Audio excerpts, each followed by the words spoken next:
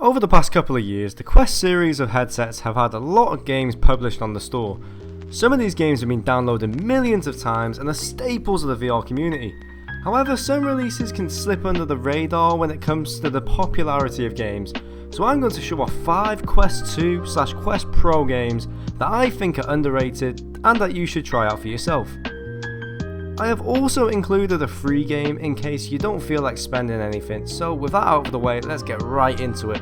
So coming in at number 1 is Path of the Warrior. Now Path of the Warrior is a beat 'em up game style of game that is very similar to the Streets of Rage series. It is definitely one of the more unique Quest games out there, and I myself have sunk countless hours into it.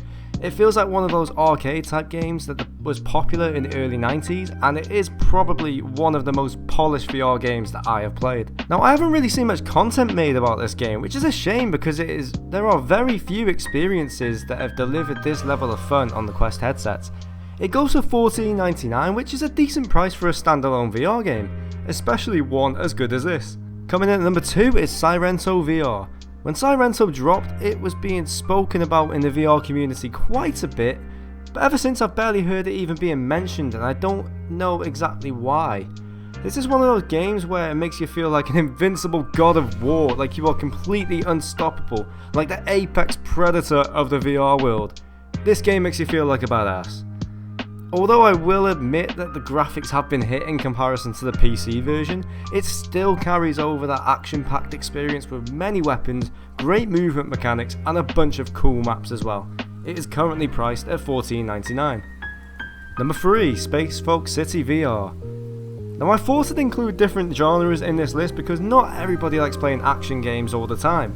Space Folk City VR is a strategy game that lets you build your own space city where you can keep your space citizens happy and prevent them from being wiped out by a massive supernova. These space people have different abilities which will aid in the survival of the city, and I think one of my favourite things about this game is that it supports pass-through mode.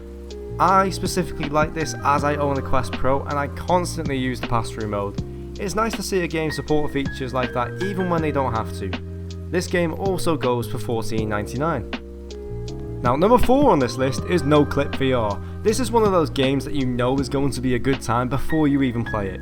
No Clip VR is a horror game based off the urban legend of the Backrooms, which is a series of rooms that you can end up in if you no clip out of reality.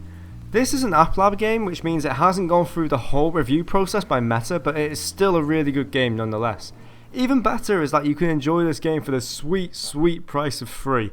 And I intend to do a video on this game very soon, so keep an eye out for that. No, but seriously, I do horribly with VR horror games, so, you know, it should be fun. And now our final game on this list, coming in at number 5, is Rec Room. Right, before anybody says that this isn't underrated, this is one of those popular games, shush, shut up, I'm getting to it.